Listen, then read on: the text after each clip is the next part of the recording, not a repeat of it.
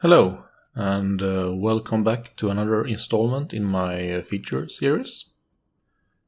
Today we are gonna watch a replay from other one of my clanmates, Bolsh, who is playing the Kremlin in Ranked.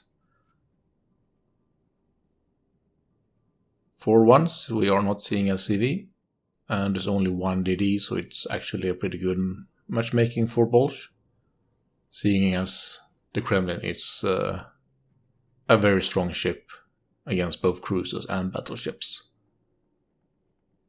If you can spot and hit destroyers, of course you can hit them quite hard as well.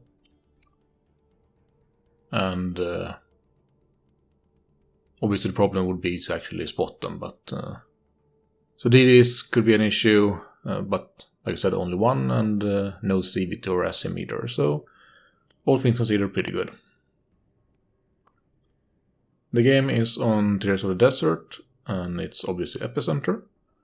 And Bolsh is heading towards basically the normal Stalin or Moscow position in Clan War.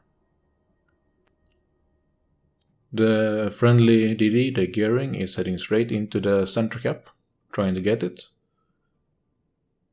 Minotaurs heading in around in the middle circle. Wooster is right now coming with Bolsh, and then the other three ships are heading north on the west side of the different caps.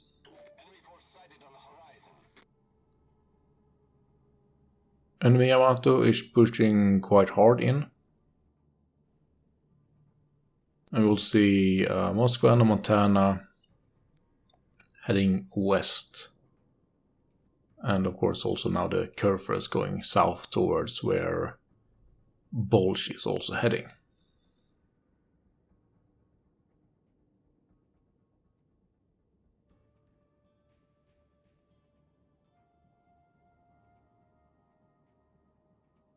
The center cap failed to tick in favor of Bolsh's team, which means there is something on the enemy team inside that circle as well. The Minotaur is actually pushed up into the cap as well. It's a bit unusual, but he probably figures that he can keep quite good control against any other DDs or such. On Bolsh's side, there is a Hindenburg pushing down south. Turns away a bit, but the Bolsh doesn't get the best of hits. We also see that the enemy Minotaur did actually the same as the Minotaur on Bolsh's team, and pushed straight into the middle island in the center cap. So now there is one Minotaur on each side.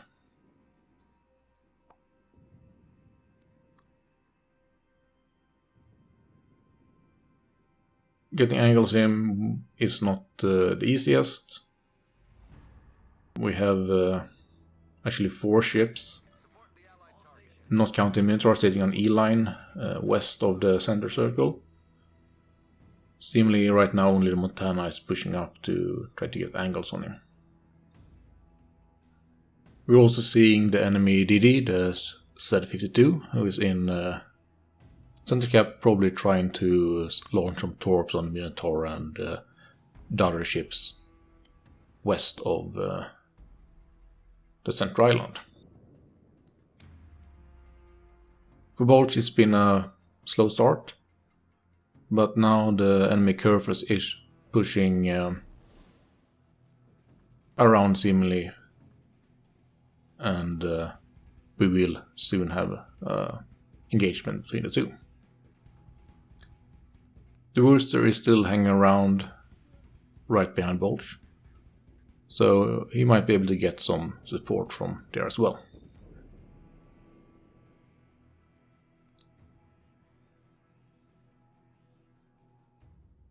In the center there's still a stalemate. Bolsh's team managed to take the most outer ring, while the enemy team managed to take the the middle ring.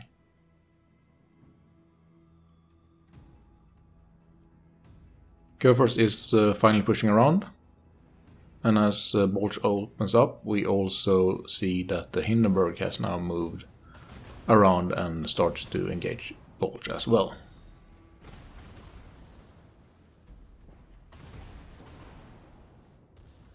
Now, considering that the Kurfürst is pushing quite hard and is definitely doing the spotting, the Hindenburg is way too close. And is also moving very slowly, which should give Bolsh a very good target.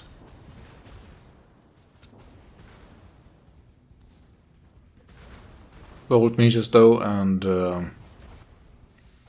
is now being fired at from at least 3 different ships. Looks like it's the Minotaur trying to get some damage as well. Together with Kurfürst secondaries and occasionally the main guns, and of course the Hindenburg when he isn't shooting at someone else.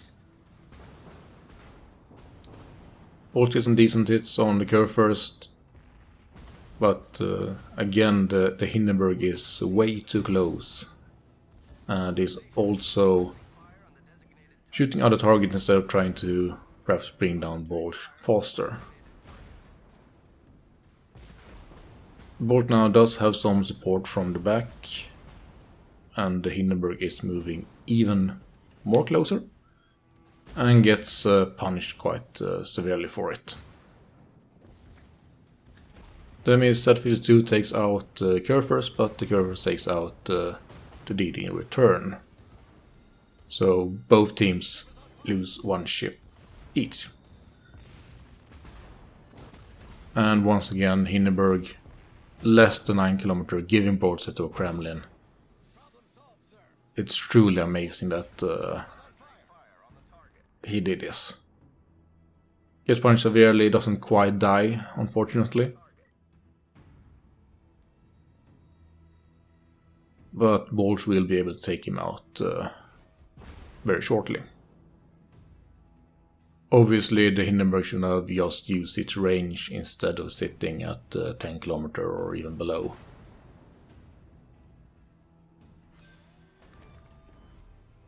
But he, for whatever reason, went way too close, and it really didn't end too well for him. Friendly Goering is trying to get some torps off on the Kurfürst, but he has his Hydro running, so it's not really expected to hit. Bolsh gets a citadel on the Yamato, who's now turning in, towards Bolsh and his support there. And while Bolsh have been dealing with enemy ships here, they have actually managed to kill 2 ships more. Obviously Hindenburg that Bolsh got, but also the Minotaur in the center cap. So they can now actually take the center cap and get some additional points for that.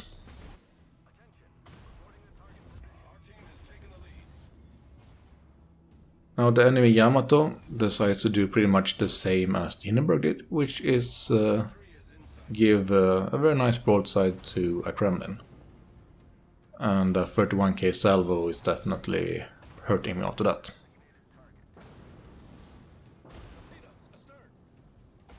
It is kind of amazing to see that there are this many players giving broadside at basically point blank range towards a Kremlin.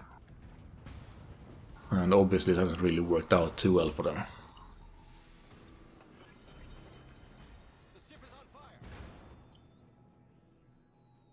The enemy Kurfürst kills the Henry, so they are regaining a little bit of points, but they're still way behind, and they need to start getting some kills and ideally also some caps.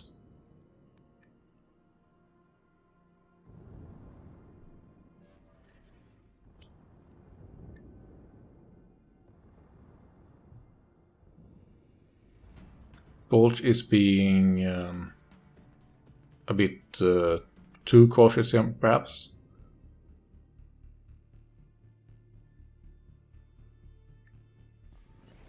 He is pushing around now to try and help dealing with the curve first. He probably could have done so even before, but maybe thought that his team would be able to handle it, so that he wouldn't have to risk running out in a bad position.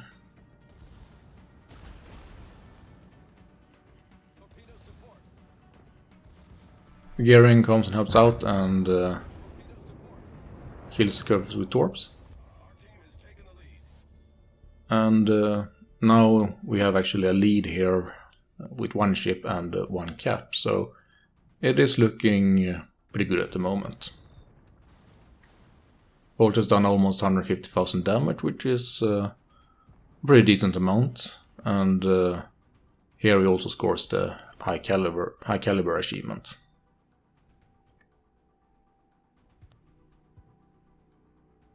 Right now, only the Moskva and the Montana are visible, and the only thing that Bolsh can really shoot at is the Moskva. Yamato is spotted now, but both of the battleships are safe behind an island from Bolsh, so he does not really have to deal with them right now. Instead, he can focus on the Moskva. The team is now about 400 points ahead. The Wooster is radaring the Moskva, and really here we should see that they killed the Moskva and more or less secured the game. What we instead see is, first of all, the Montana taking a big hit from probably the enemy Montana. And what's even worse, he's also seemingly sailing into middle, giving a broadside to the enemy Moskva.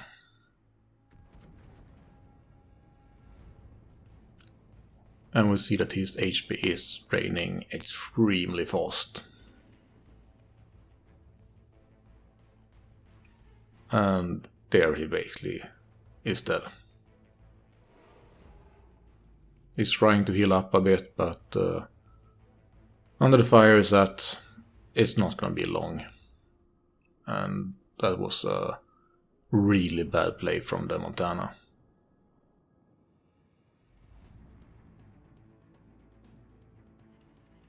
Bolsh is still working on the Moskva, not really getting the hits he need. There were a couple of times where the aim was a bit off. But even so, RNG is not really with Bolsh in this occasion. And as the Montana now goes down, it's not that secure anymore, the win. Moskva and Abel managed to avoid another salvo. And now the Wooster is under fire and dies from the enemy Yamato. And all of a sudden, it's Bolsh and a low HP gearing against Moskva, Yamato and Montana. Gearing is capping the outer circle though, which is definitely needed since to be able to win this they will need the points. Moskva is pushing into the center, so Bolsh will do the same to be able to block the enemy team from getting it. Gearing took the outer cap and is now spotting the Montana Yamato. Most likely trying to get in a position where he can torp either of them.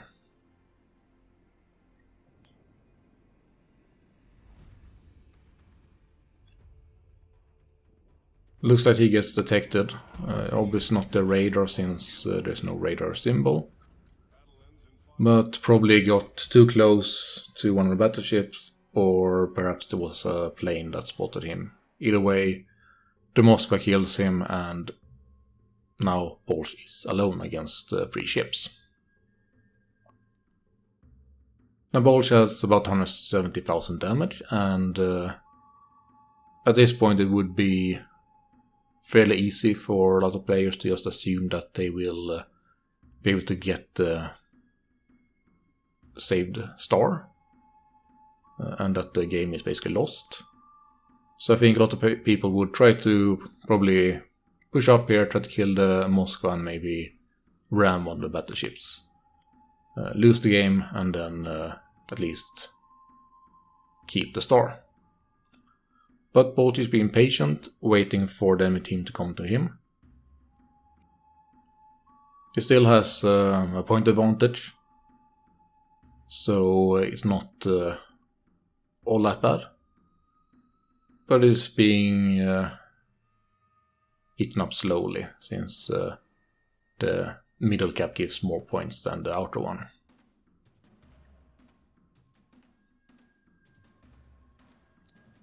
Time is ticking though, and the enemy team will need to kill Bolsh in order to actually win this.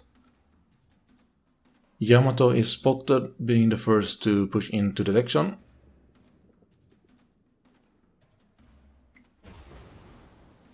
Getting a fairly small hit.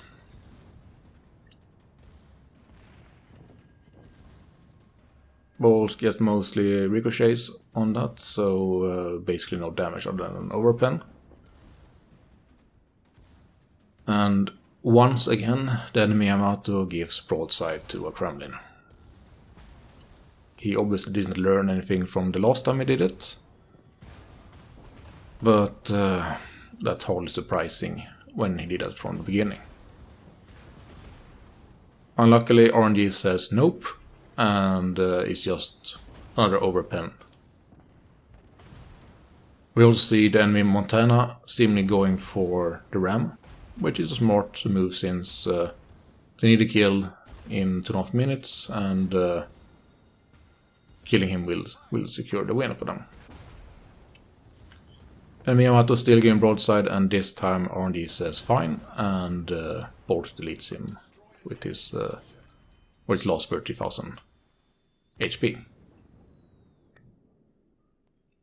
Moskva is still sitting somewhere, being able to get some damage on him. But really it is the Montana that is trying to get to Bolsh before the timer runs out. Bolsh is already over 200,000 damage. The time is very nearly about to tick out when the Montana is about to ram. Now Bolsh managed to win the game since Montana failed, but just look at how ridiculously close it is.